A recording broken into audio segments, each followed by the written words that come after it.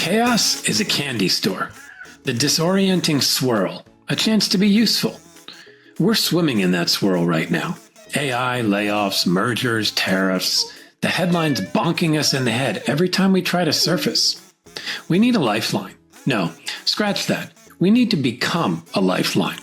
That's how this works. They are not going to save us. We are. And in the midst of the madness, opportunity is everywhere. CB Bowman Ottomanelli has been gobbling up the chaos candy for much of her life, finding ways to serve others when we need it most. How does she see the candy when most of us are getting clobbered? Strategic courage. She's written books about it, and she has more on the way. It starts with framing change as an experiment, where learning is the primary goal. Life is a university. As we learn, we're able to make small, calculated leaps, which she calls microcourage. Don't leap without a net, though. Make sure you have a personal board of directors to keep you honest and keep you from falling back into the swirl. Who would be on your board? Welcome to the DesuckifyWork podcast, the show where we cut through the BS and find ways to make work more fun, more human, and less ridiculous. All of which makes your business more profitable, by the way. If you enjoy this one, please like, share, rate, review, or subscribe to the podcast. Let the desuckifying begin. Here's CB.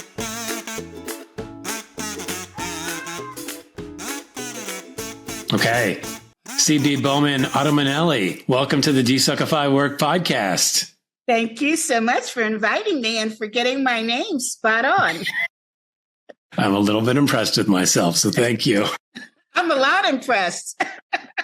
Well, now that we've got your name, I'd love to give you a chance before we dive in too much to just give people the quick backstory. Who are you? What do you do? And how'd you come to be doing it? Wow, that's a loaded question. So I am the CEO and founder of the Association of Corporate Executive Coaches. Okay. That's ACEC. And how it came about is a long story, which we can go into later. Mm-hmm. But the short story is that I had a colleague of mine who was working with a Fortune 500 company, head of HR. Mm-hmm. And he said to me, and SHRM certified internationally, mm-hmm. and an attorney. And he said to me, I think I'm going to go and get my ICF certification. Mm-hmm. And I said, why? I said, you hire executive coaches. And he said, I'd like to have a better understanding of the people that I hire. I said, all right, well, have fun, go for it. Yeah. And he said, I'm sensing sarcasm. I said, just a teeny bit, if I had all those degrees. Yeah. And so about 6 months into the program or whatever, he said to me, I am learning so much, CB. And I said, really? What are you learning? Is the number one thing that you learned? Mm-hmm. And he said, I learned that there is a difference between coaching and consulting. And I said, okay. And he said, am I sensing that CB sarcasm? And I said, oh, no. I said, all learning is good. And so then at the end of the program, he called me up and he said, CB, I have a problem. I said, what is that, darling? Mm-hmm. And he said, I have to be shadowed by somebody in order to get my certification. Right. I said, and he said, I can't find anybody who understands what I do. Nobody knows what an ROI is. And I started giggling. And he said, okay, bring it.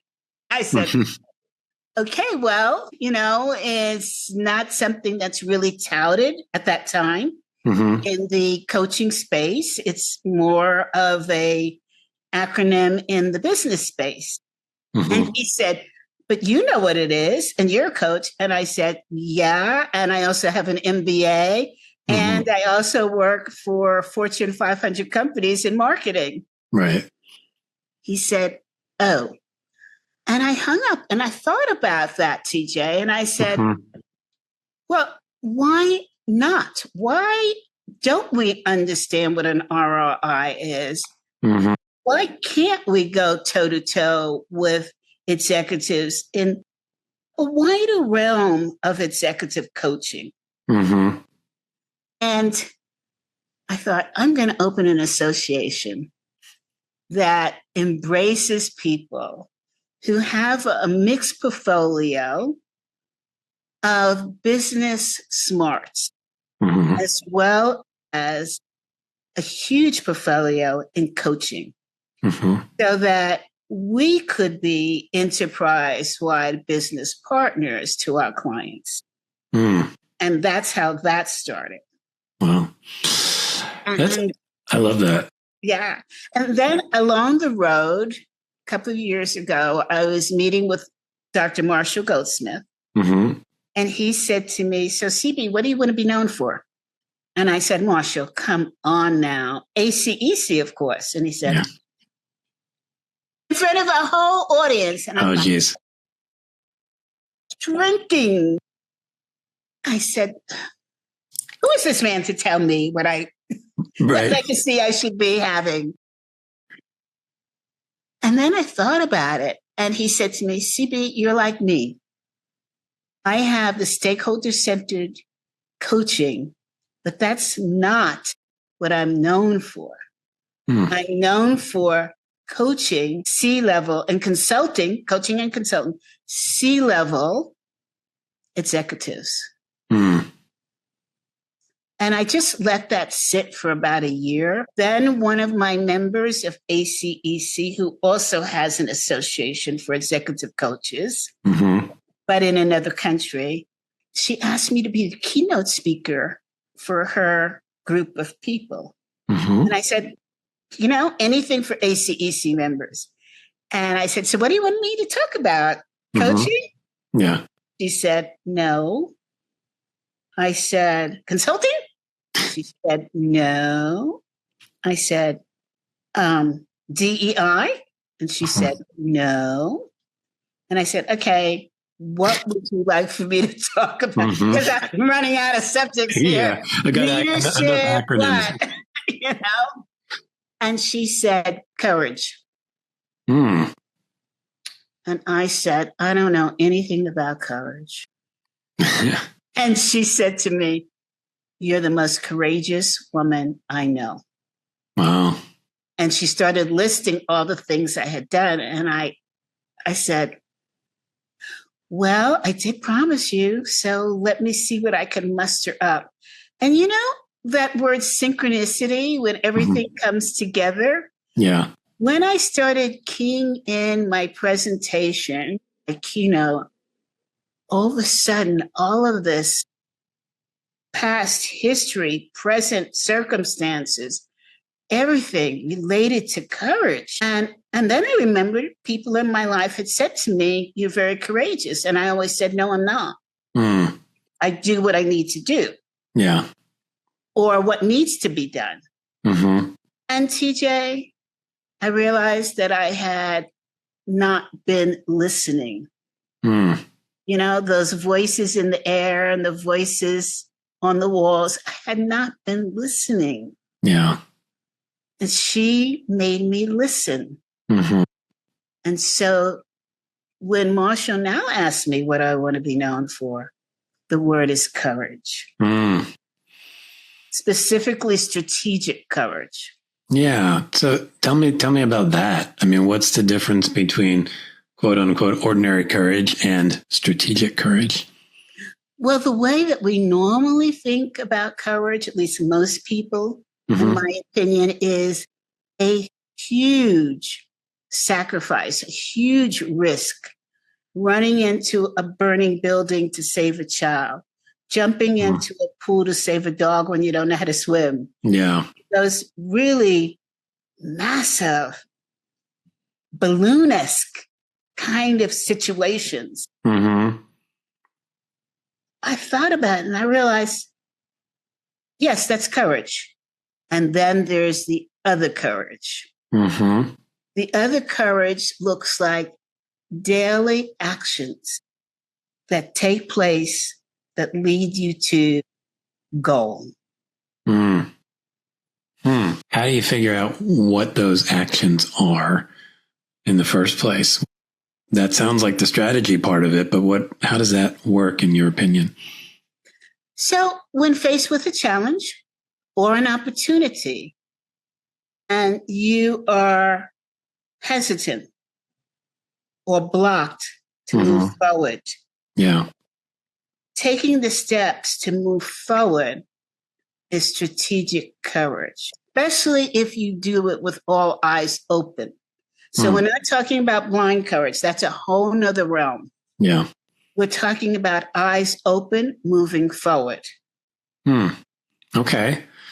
So what changes when you have your eyes open and you start moving forward? Two questions, actually.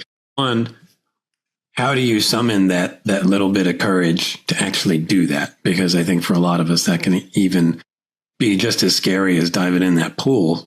And then once you do it, what am I keeping my eyes open for? What am I looking for? So let's take one question at a time. Give me the first one, which is, how do you know when you need to summon up strength?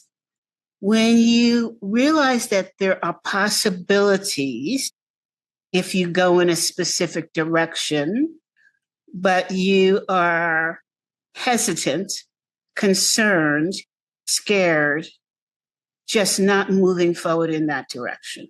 And you guess, hypothesize, feel that it is the direction that you should be going in. Could be wrong. Yeah. I mean, courage is not about being right all the time. It's about trying. There is a big difference between the two.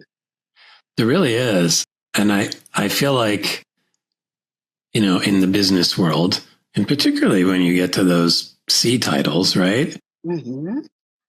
The want or the feeling of need to be right can be pretty powerful. If I don't get this right, I look like an idiot and then I lose my job, right? Yes. So how do you work with a lot of folks in those positions. How do they start to see that it's actually the trying that's important more so than the being right? Yeah. So I feel like you have to prepare people. I'll give you an example. I like to use myself as an example so I don't offend anybody. Somebody kept saying, ACEC is a marvelous organization. But what happens if, now let me give you a different example. Okay. ACEC was built on the concept of change because for me, life is about jumping first and then figuring out where you're going to land. But that's me. And so the idea of constant change was always floating around the design of the association. People who joined in the beginning got it. People who joined later, more recently, said, this organization seems dysfunctional. I didn't prepare them. Yeah. And this happened recently. And so my incoming president gave me a heads up about a new member. And I was helping this new member create his brand. And I said to him, by the way, it's my understanding that you feel that ACEC is disoriented, all over the place. And he said, well, I'm not sure I use those words, but yeah, kind of. And I said, it's okay. I said, let me just explain the history. I said, we went up against the big guys. Our leverage point was change. How fast we could change. We could flip on a dime. For example, when COVID hit, we realized that our members were starving for connectivity. Real fast. It was very obvious to us. Yeah. So we immediately put in place Saturday morning connect groups where we come together and just talk about business, talk about life, have a guest speaker, think about what that person said. And it created a tremendous bond with other members, with each other, as well as stabilizing, especially those what's the word that I want? Extroverts, because they were craving discussion. They were craving somebody, something. Sitting in front of Zoom wasn't doing it for them. Well, I have to tell you, we've been in business 9 years, and that was by far the most popular thing that we did. Now, and it was created, this is the truth, within 15 minutes. Wow. And when I explained that story to him, he said, oh my, I got it. Yeah. I said, yeah, we watch the need, we respond to the need. It may not be successful all the time, but our members know that we are making 100% effort. Yeah. So I'm curious. Okay, I'm a CEO or a COO or whatever, and I'm coming in to work with somebody from your group. And what is the biggest challenge that I'm not noticing? Meaning, I'm probably coming to you with a problem. Whatever, my team's not performing. Blah blah blah. What do you find? What do you notice is the most common thing underneath what people are showing up with? There's no common thing. Yeah. I think that's the number one error, is to try to put each area in a bucket. Yeah. And you can't. So once you know that, you start dissecting. And my favorite thing to use is called the 5 whys. Right. In combination with the fishbone chart. Okay. And that'll get you right straight to where the person is trying to go. Yeah. Okay. In a very sort of simplified form. Then we dive into, those fine bones that are leading to the main skeletal part to see what is triggering the negative concern. So number one, prepare people for the change. Tell them this may or may not be successful, but we're going to focus on making it successful.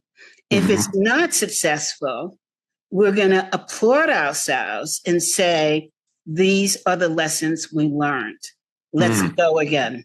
That I can imagine some folks might go, not successful. What are you talking about? I don't play that game, right? Like, I come to be successful. What do you notice helps folks embrace the idea that, okay, we're going to focus on that. We may not get there sort of first go around, but embracing that idea that there is a lot to learn in the process, even if you don't get to the stated goal. How does that mindset shift happen?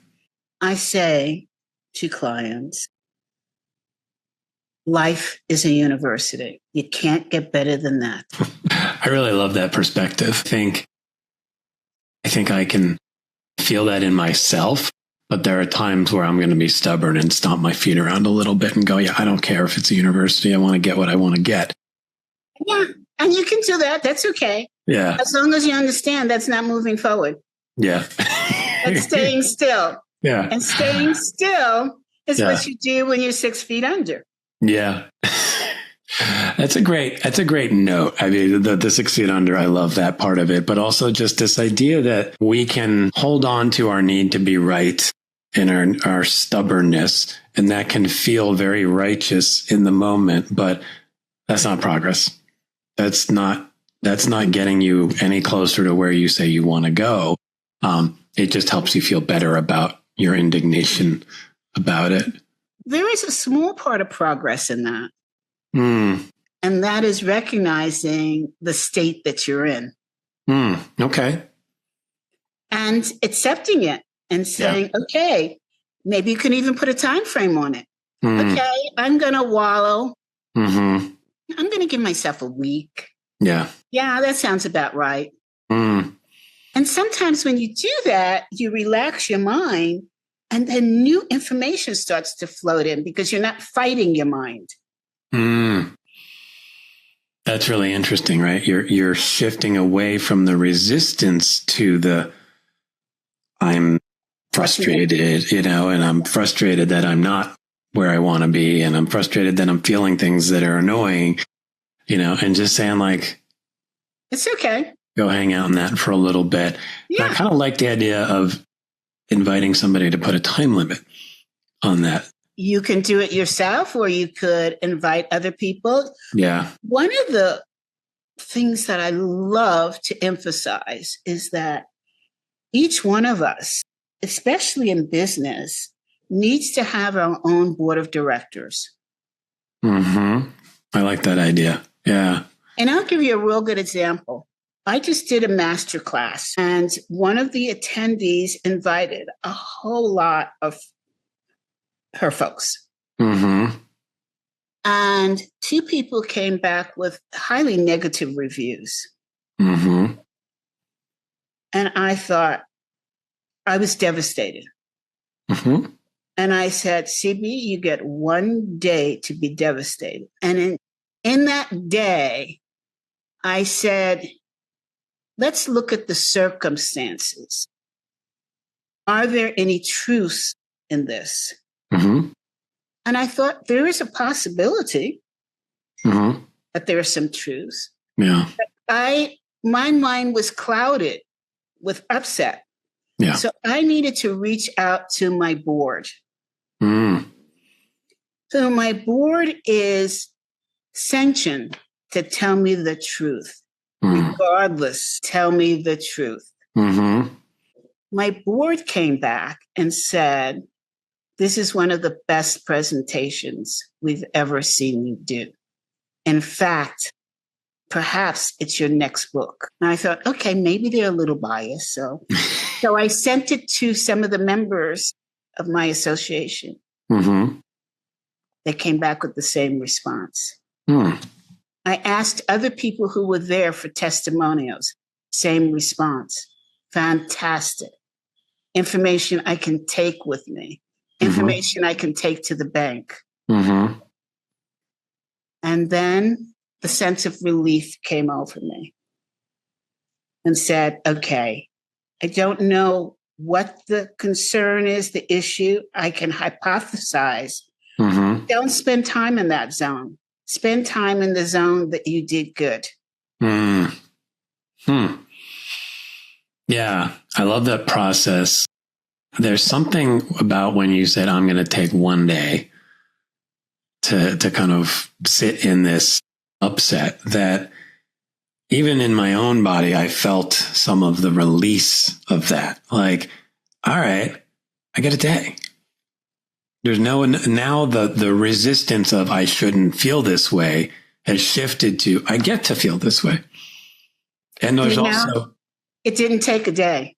Yeah. And that's kind of really the beauty of it, right? Is that it puts you in a space where then you just find your way through. And I can imagine that might be often the case, that it then moves you through quicker. And what I see in that a little is there's 2 things that I notice. One is you're tamping down that resistance. Like, I shouldn't feel this way. And you're inviting the feeling.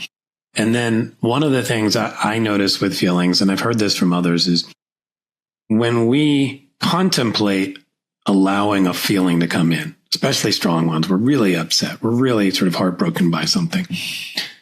We fear that it may last forever. It may sort of take us over in some way. Mm-hmm. By doing the time limit, it's kind of like, just experiment with this for a day. Just see how it feels.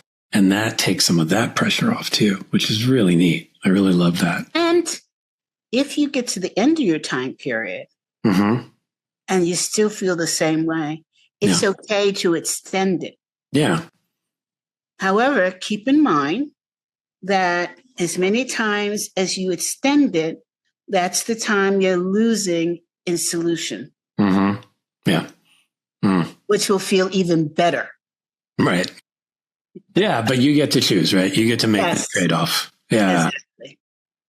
how did you compose your board of directors? I'm really intrigued by this idea. How did that come about? How did you tell people, hey, I want you to be part of my board of directors? Because I can imagine at first that might be like, what do you even mean, your personal board of directors?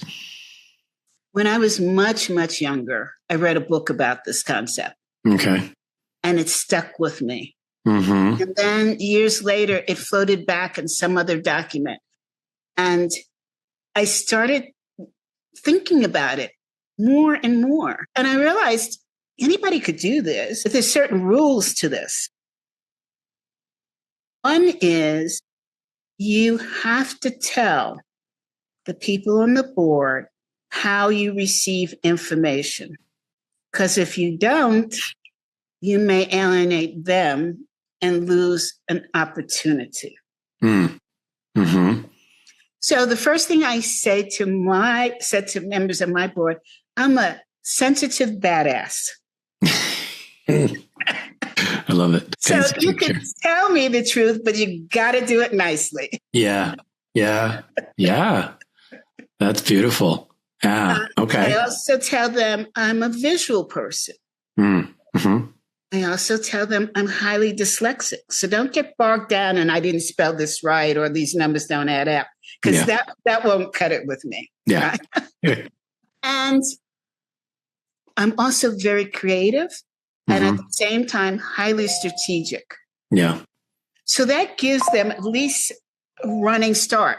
Yeah. To communicate with me. Mm-hmm. Don't send me a document that's filled page to page with words, because I will look at it and it'll just be a mess for me. Mm-hmm. I do love jigsaw puzzles, but they make sense. Yeah. So feel free to comment. Feel free to give me feedback. This is the way I can receive it. Love for you to tell me your honest opinions. And how do you... And tell me why you have that opinion. Yeah. I can see the usefulness of that. And what I'm wondering now is, how are you sort of operationalizing this? Meaning, hey, you're going to be on my board. Hey, this is how I like to receive information. Do you sort of say, hey, I'm going to just come to you at times when I've got a challenge and look for you to provide some honest feedback? Or how do you kind of create the boundaries around this kind of arrangement? That's a good question. The answer is, don't be too formulaic about it. Yeah. Test drive. Yeah. And see, and realize that some people on your board will be good for some things and not for others. Yeah. Mm-hmm. So you have to have a great deal of diversity. Also realize, as a friend of mine once said, there's a time and a place for everyone. So sometimes the person that you thought was a great board person fades out. Yeah. And you have to have a backup. Yeah. Replacement. Yeah. I can imagine those could be interesting conversations, but I think if you set it up from the beginning that there are going to be seasonal changes in everybody's life and everybody's going to be in different places, and that match, that connection may not hold forever. I don't think you have to, in my opinion, you don't have to set that up in the conversation. Okay. You can set it up in your mind. Got it. Yeah. Because there's always a way for most relationships to ease out. Yeah. Stay friends. Right. Maybe not ask advice needing questions. Yeah. Just sort of slowly. Yeah. Change the position. Change the job description. Yeah. Yeah. I really like that. I want to come back to this idea of courage, and I'm obviously seeing some of those courage books. And one of the word that pops up in some of your courage books that I really like is this word leap. And I hear it, and there's a few questions coming up for me, but one of which is sometimes leaps are our choice, and sometimes we're sort of nudged or pushed, right? You lose a job or something bad happens in your life and you're just like, oh my God, I've leapt, and now what? So what are the distinctions in terms of how you deal with the act of leaping, when it's your choice versus when it's not? I'm not sure I get the question, but my immediate answer is it's all the same. Is it? Okay. Yeah. As I think about it, and as I think about what you're asking, I think a leap is a leap. It's moving into a state of uncomfortableness. But it doesn't mean that it has to stay uncomfortable, right? You could leap and find all good stuff. Yeah. You could leap and find things that need to be repaired. Yeah. I don't think you know until you take the action, because your brain can say, oh, this is going to be terrible. And your brain could be totally wrong. It could be the best thing. Hey, I've experienced in leading ACEC key members that have left for one reason or the other. Usually it's retirement. Sometimes it's illness. Usually those are the only two reasons. And I think, oh my God, I won't survive. I will not survive, because they were so instrumental that I did survive and we did get stronger. Yeah. So sometimes it's a time and a place. It's a need. If you're not ready to move on, but the universe is saying, oh yeah, you're ready. That's really interesting, that mindset shift. I mean, I'm thinking of my own examples, right? So there was a time in my life when I got let go from a job, and that felt very much like I was pushed. And so my leaping, the embodiment of it felt different to me than more recently, a few years ago, when I decided to leave my advertising career and get into the executive coaching world. That was a very exciting leap. But that's two different things. Okay. And we have to be mindful to keep them separate. Okay. One was your decision. The other one was not. Right. And I think that's what I'm trying to get to is they're both, there's a similar experience in the sense that you're out above the precipice and you've moved away from safe ground, right? But the energy around it can be very different, right? Yes. What I hear from you is in the experience of folks who've left ACEC, and I'm relating that to maybe when I left, got let go from a job. It's like how to absorb that energy, how to take on the idea that, maybe this is an opportunity. Maybe the universe is giving me a chance to relook at what's in front of me with fresh eyes. And now what I see below me isn't like jagged spikes that are going to hurt me when I fall, but now they suddenly morph into, oh, I could maybe shift into that area, or I could do that now, or that's maybe the kind of company I want to work for. So that's a really powerful mindset shift, even when it's not your choice, to be able to embody possibility and curiosity as opposed to sort of doom and fear, One of my favorite expressions is, how do you eat an elephant? I love that one. Yeah. Bite by bite. Yeah. Yeah. And in what you're saying, one of the highly valuable lessons I learned at General Foods when we had product failure, we would do something called lessons learned. Invaluable exercise. Yeah. What did we get out of somebody else making a decision versus my making a decision? Perhaps it was to push me forward. I was getting a bit relaxed. So when I look at people that have left that I've loved dearly and that made such an impact, I sit and say, okay, what was the gain? What did you learn from these valuable people that you could apply to next?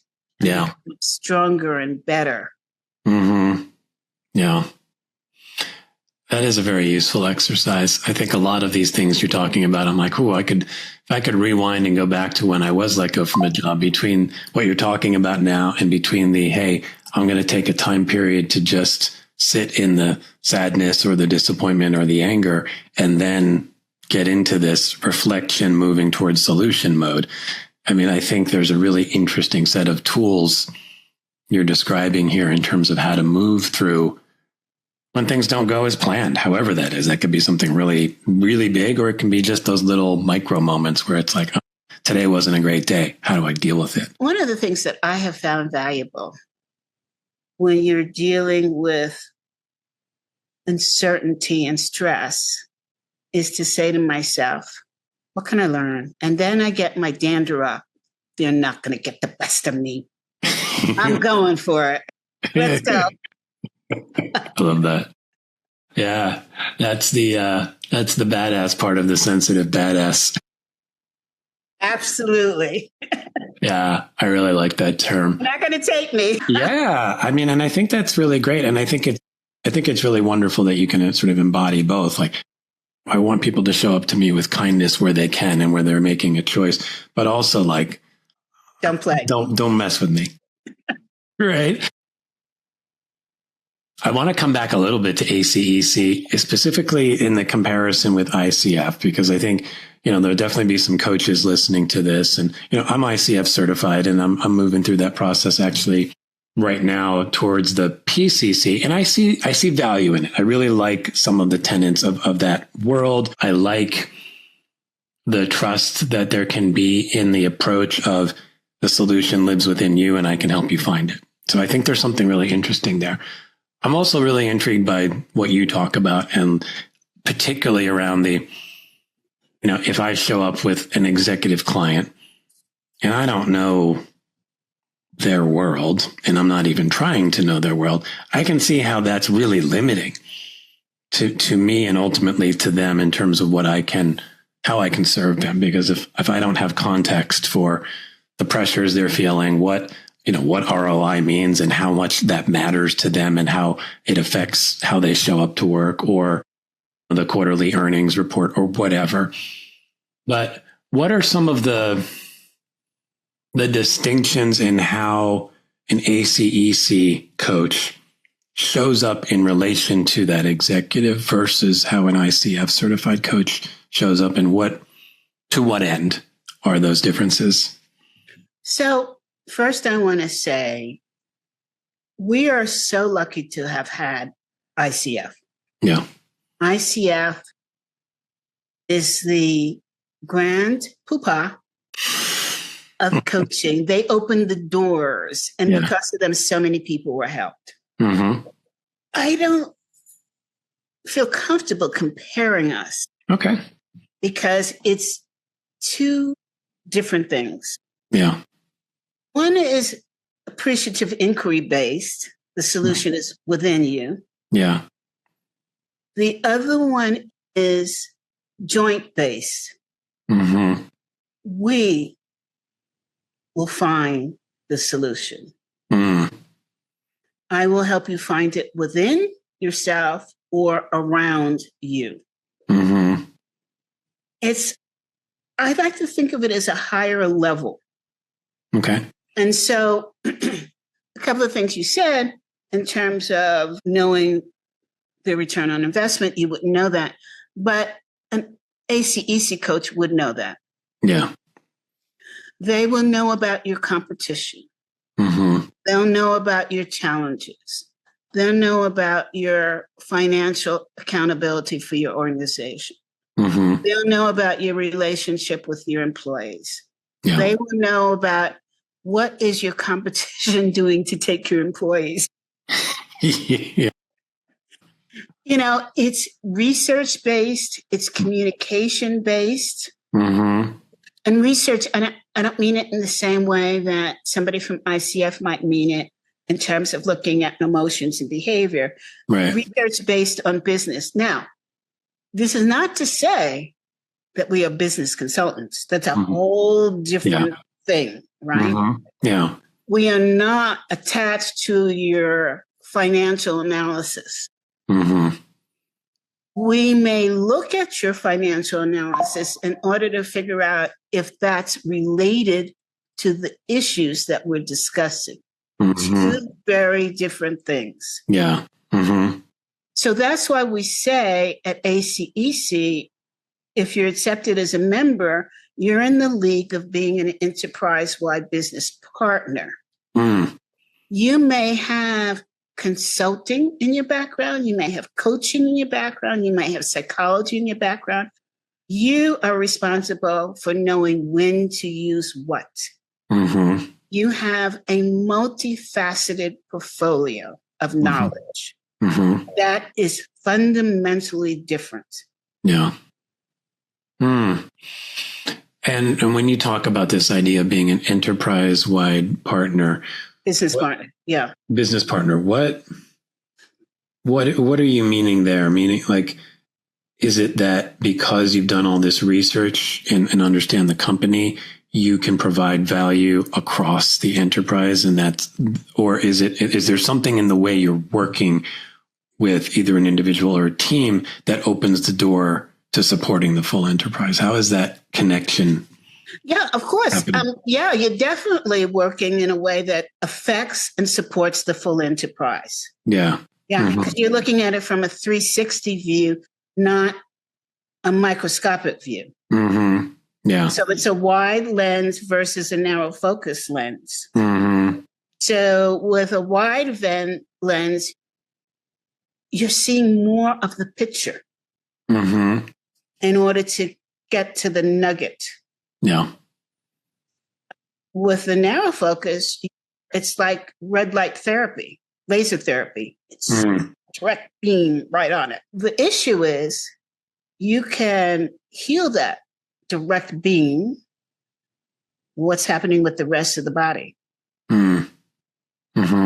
So I can go in and I do red light therapy, and I'll say to my therapist, God, I played pickleball yesterday and I pulled my knee again. She's going to put that red light therapy on on my knee. However, I could have damaged the hip, which is affecting the knee. Right. So ICF focused on the knee. ACEC focused on the entire body. Because if you pull your knee, your gait changes. Right. We want to adjust that gait changing. Yeah. Does that make sense? It does make sense. I mean, I can't remember the exact phrase, but the idea that we have this whole chain of stuff in our body and it's all linked together and all of it is impacted by, if your shoulder's a little bit off, it can actually impact your hip or whatever, right? The nine pathways, you can easily see that in people. And I know that I've done that. If my foot hurts, I'm not going to use that foot. I'm going to use the other side of my body. And then that weakens the other side of the body because you're putting so much stress on it to alleviate the pain on the other side. So which is it, the chicken or the egg? I know. So ACEC members come in and say, okay, let's just look at everything that's going on. I can tell you that this is not my area of expertise. However, let's consider if it's affecting where you want to go. Those are very different conversations. Yeah, important ones. Yeah. I mean, I think about the act of coaching. A big part of the act or the art of coaching is noticing, right? And I feel like that's kind of what you're describing, meaning, okay, somebody comes to you, my foot hurts, meaning I'm not making progress with this one client. I'm really struggling with them to get some traction, to try to grow with the relationship. And then you notice other things about how they're showing up, some of the other relationships with their business partners, or maybe there's something even going on at home that they start talking about. And you kind of take that light and go, could it be this? And to your point, like, hey, I'm not a therapist, I'm not a whatever, but like maybe there's value in tending to your shoulder for a little bit before, or simultaneously. Or maybe there's value in seeing a therapist. Yeah, exactly. It's a more holistic approach. Yeah, I like that. The notion of leaping, I wanted to come back to that again because two reasons. One, leaping can be these big things, but it can be more of a mindset, meaning every movement we take, we can view as a little leap or a big leap. And that kind of connects to this idea you have that we talked about last time when we spoke, was microcourage, was this interesting phrase you were using, which I really liked. And how does that connect to our ability to make some of these leaps, which is sometimes just in the middle of a day, deciding to have that conversation with the person down the hall that you're maybe a little nervous about, right? What is Microcourage, and how do we bring more of it into our lives? So Microcourage is really a 7-step process, which I won't go into now because you've got to read the book. Of course. But the first most important step is stepping out of the quagmire. Being able to say to yourself, hey, I got all this stuff going on. I need to step away, get out from it, and take an area of view and create a blueprint from that area of view and say, okay, this is bubbling to the surface first, but is it affecting the entire circle? What's affecting? It could be me. I'm affecting the entire circle. Okay. Yeah. Well, if that's the case, what do I need to do? Well, I may not be sure. I might need to talk to my board. Or I may need to be just a little bit more honest with myself because I'm the person that's the stumbling block. Whoa, wait, what happened? Okay, here we go. Let's take this ride. Okay. Yeah. And then we go into the other 6 steps. Yeah. I love that idea of removing yourself from the quagmire. You know, I've been known to hang out in a quagmire or two in my day. We all jump into the quicksand. Yeah. And there's a weird comfort in it sometimes. It's kind of like, the way I notice it is like, it's almost like I'm going to think myself out of this thing. That's a good one. Right. Yeah. And you're sort of zoom out. It's like suddenly you see it clearly, and suddenly you realize I was never going to think myself out of that thing.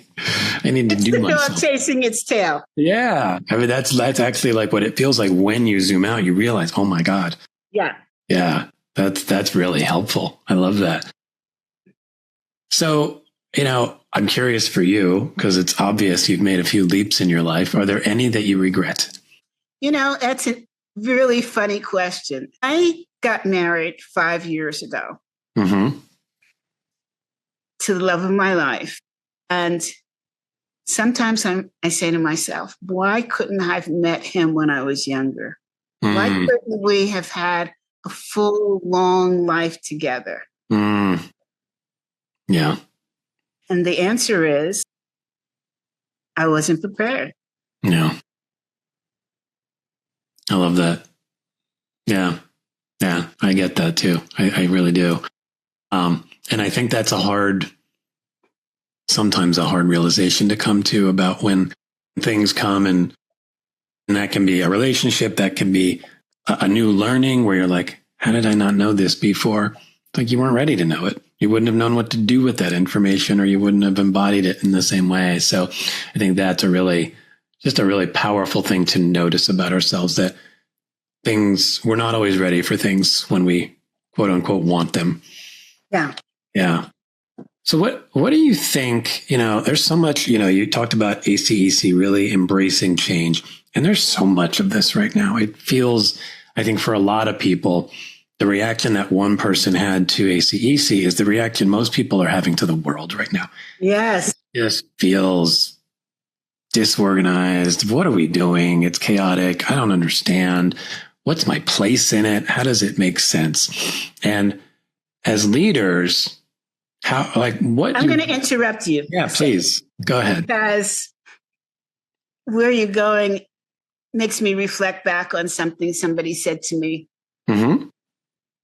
There was a point where the company I was working for was in total chaos. We were being bought by this one, and we were buying other companies, and blah, blah, blah. And I was interested in moving up in the organization. So I went to my mentor and I said, there's so much going on. It's just horrible. There's no place for me to move up. And she looked me dead in the eye and she said, the time to rise is during chaos. Interesting. And I have never forgotten that. What's underneath that? Like, how do we seize that opportunity? Look around. Yeah. Look around. Look around for the pain, for the challenges people are having, and figure out how to solve it. It doesn't have to be pain. It could be something good. Yeah. That you need to, or you can expand on. Mm-hmm. Doesn't need to be pain. Just be conscious. Yeah. What's going on? It's like I was in a meeting during COVID with a group of CEOs, and they were talking about how business has depleted because of COVID and et cetera. There was one guy from Italy who owned a series of bakery stores. Mm-hmm. People were saying, well, it's just terrible. There's nothing on the shelves. And I smiled because I remembered when I was in Cuba and there was nothing on the shelves. And I thought, how do people exist? Yeah. So now when I see nothing on the shelves, my mind flips back to a nice vacation and then wondering, well, other people have survived. Yeah. But he said he was very fortunate because he realized early on, now this is going to throw you completely, that people were going to revert back to their safety zone, which was their parents. They were going to go back and remember the things that made them comfortable and feel good and safe. And one of those was your mom baking in the kitchen. So what did he do? He shifted from selling finished product to selling eggs, flour, baking soda, and his business just skyrocketed. Wow. So there you are in the middle of chaos, in a pandemic, and you're looking around and you're saying, what would make people happy? Let's go back to Maslow. And there was the answer. Yeah. That's a really beautiful example of noticing, of just really listening in the biggest sense of the word. Exactly. Just being aware. What's coming at me, what's out there. And then I love that, even just that idea of like what would make people happy as just a lens. Or what was the need? The automobile business switched to making masks. Yeah. Okay. There was the need. Yeah. I'm curious for you. You've had this really interesting career, right? You worked marketing and branding, big company, did that whole thing, started this coaching foundation, the certification. You've written all these books. Throughout this journey, what's one thing you've learned that changed everything for you in terms of how you look at the world of work for yourself? I'm not sure there's one thing. Yeah. I point to. It's more like a rainbow of different things coming together as I needed them. Yeah. There are various people in my life. I would say I was and I am very lucky to meet people that I need to be near, that I need their wisdom in a time that I truly need it. Wow. That's powerful. Yeah. Most of them have been men. I'm a soldier's daughter. And I have found throughout my life that men have made critical difference in my life. Yeah. Almost to the point of survival. Wow. I love that insight. I love the story of recognizing the importance of other people in our lives and the importance of bringing people into our lives that align with us and how that creates those opportunities to be able to lean on those people and vice versa. They can lean on us. Yes. Because that connection is there, right? And, in many ways it feels like a a slight offshoot of just the idea of having the board of directors, but it's just this idea of having people in your life and being intentional with who you bring into your life. That is the most powerful word, because my colleague, who is responsible for my social media and my bookkeeping, yeah, we're just really good friends. And she said to me one day, she said, "Don't you get upset at people that take advantage of you and your knowledge?" And I said, "Nope." She said, "Why not? They use you." And I said, "Only for so long." You know, if they choose to cut and delete a valuable relationship, that's on them, not on me. So I think that one of the things that's important is that you have to be prepared. I've always believed in feed forward first. That gives me a measurement of the person's gratitude, of, is this somebody that I could connect with because they appreciate. And it has stung sometimes with people, but 99% of the time, I'm so happy to see people move forward. I'm so happy for the relationships that I've built. Yeah. And if it dissolves, you say there's a time for everything. This is what I was able to get. This is what I was able to give. It's all good. Yeah. It's a really nice perspective. Yeah.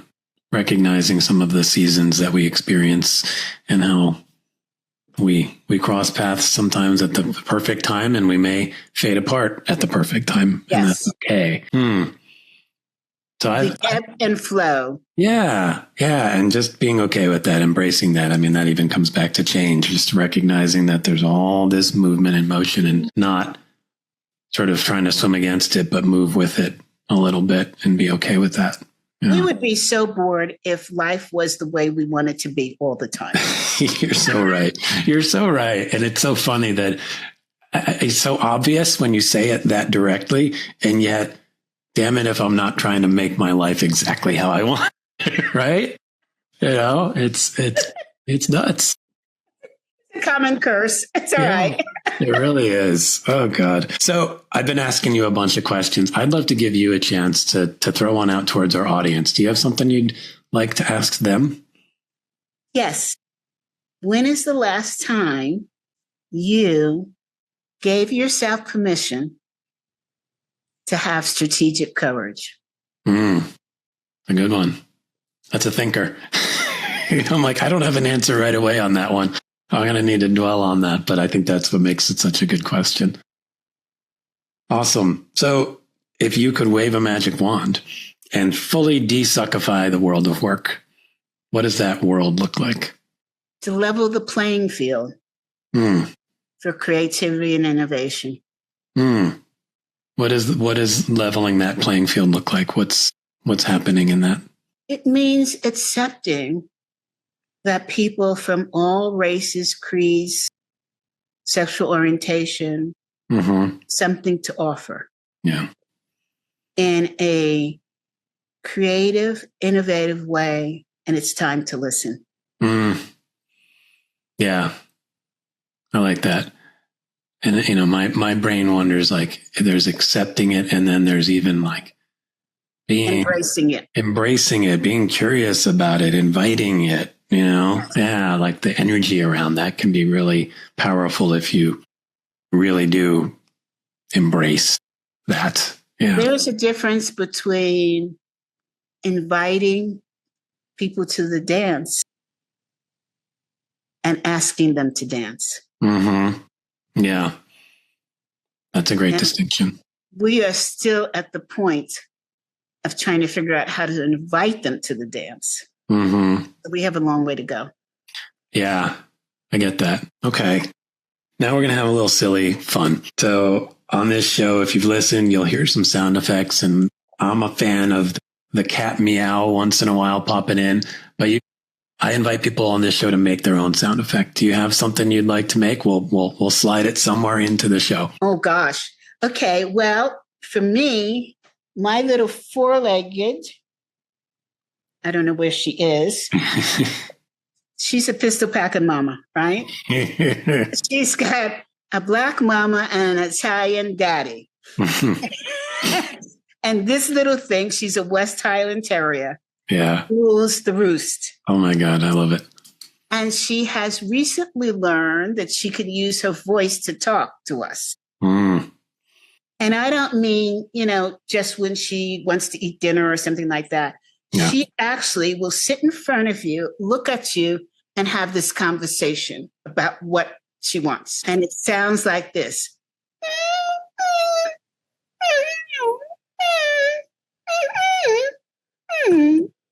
That's her. She's just coming. She just came to run here. She's like, you're talking to me, Mama? Hi there. Say hi, Paris. What's her name? Paris? Princess Paris Bowman Ottomanelli. My God, so cute. I love Westies. They're so fun. Jeez. Oh my gosh. We're on to you, Paris. We know your language. Yeah. And it's really hysterical. Oh, that's so good. I love it. You did a very good job bringing that sound effect to life. Yeah, she came running right to me. Very impressive. Yeah, I love it.